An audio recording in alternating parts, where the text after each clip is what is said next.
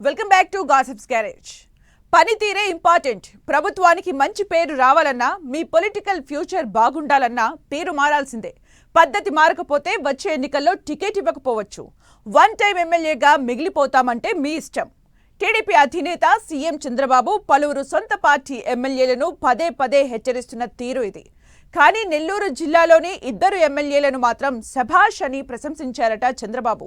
ఇంతకు బాబు నోటితోనే ప్రశంసలు అందుకున్న ఆ శాసనసభ్యులు ఎవరు?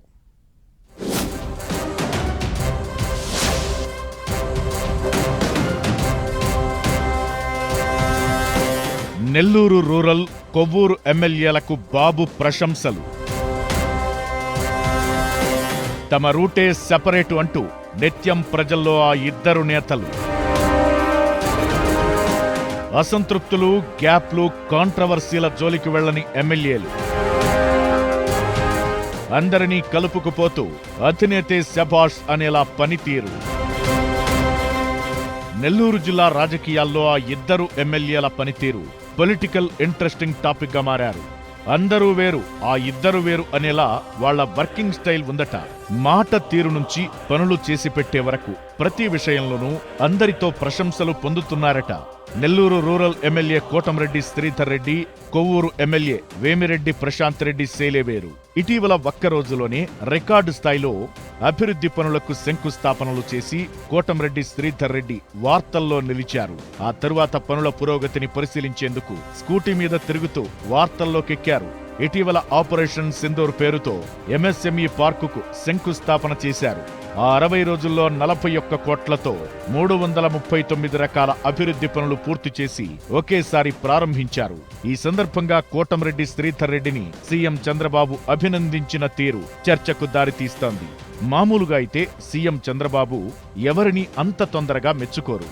కానీ నెల్లూరు రూరల్ నియోజకవర్గాన్ని డెవలప్మెంట్ కు కేర్ ఆఫ్ గా మారుస్తున్నారని కోటంరెడ్డిని కొనియాడారు సీఎం చంద్రబాబు.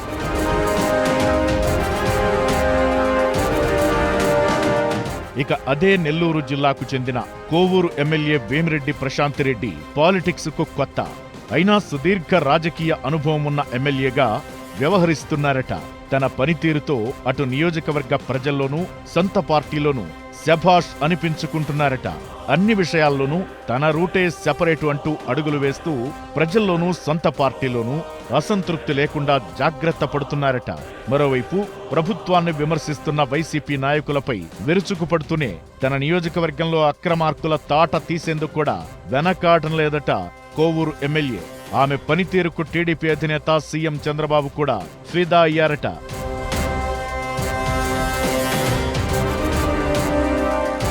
గత ఎన్నికల్లో సుదీర్ఘ రాజకీయ అనుభవం ఉన్న వైసీపీ అభ్యర్థి నల్లపురెడ్డి ప్రసన్నకుమార్ రెడ్డిని ఢీకొట్టి బంపర్ మెజారిటీతో గెలిచారు వేమిరెడ్డి ప్రశాంత్ రెడ్డి.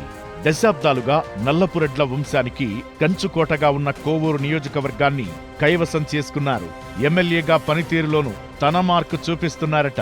ఓట్లు అడిగేటప్పుడు ఒకలా, గెలిచిన తరువాత మరోలా ఉండను, ఇచ్చిన మాట తప్పకుండా నెరవేరుస్తా అంటూ నిత్యం నియోజకవర్గ ప్రజల మధ్యనే ఉంటూ ఎన్నికల వాగ్దానాలను నెరవేరుస్తున్నారని టాక్. అంతేకాదు, వైసీపీ మాజీ ఎమ్మెల్యే నల్లపురెడ్డి ప్రసన్నకుమార్ రెడ్డి ప్రభుత్వంపై చేసే విమర్శలను కూడా తనదైన శైలిలో ఎప్పటికప్పుడు సరిగ్గా కౌంటర్లిచ్చేస్తున్నారట ఎమ్మెల్యే ప్రశాంత్ రెడ్డి. ప్రజల సమస్యలను పరిష్కరిస్తూనే ముందు నుంచి టీడీపీలో ఉన్న మాజీ ఎమ్మెల్యే పోలంరెడ్డి శ్రీనివాసులరెడ్డి వర్గంతో పాటు వైసీపీ నుంచి తనతో వచ్చిన నాయకులందరినీ కూడా కలుపుకుని సొంత పార్టీలో వర్గ విభేదాలకు అవకాశం లేకుండా ముందుకెళ్తున్నారట. పదవుల భర్తీ విషయంలో కూడా ఎలాంటి కాంట్రవర్సీకి ఛాన్స్ ఇవ్వకుండా జాగ్రత్తలు తీసుకుంటున్నారట. మరోవైపు కోవూరు నియోజకవర్గంలో దాదాపు వైసీపీని ఖాళీ చేయించి టీడీపీని బలోపేతం చేశారట ఎమ్మెల్యే ప్రశాంత్ రెడ్డి.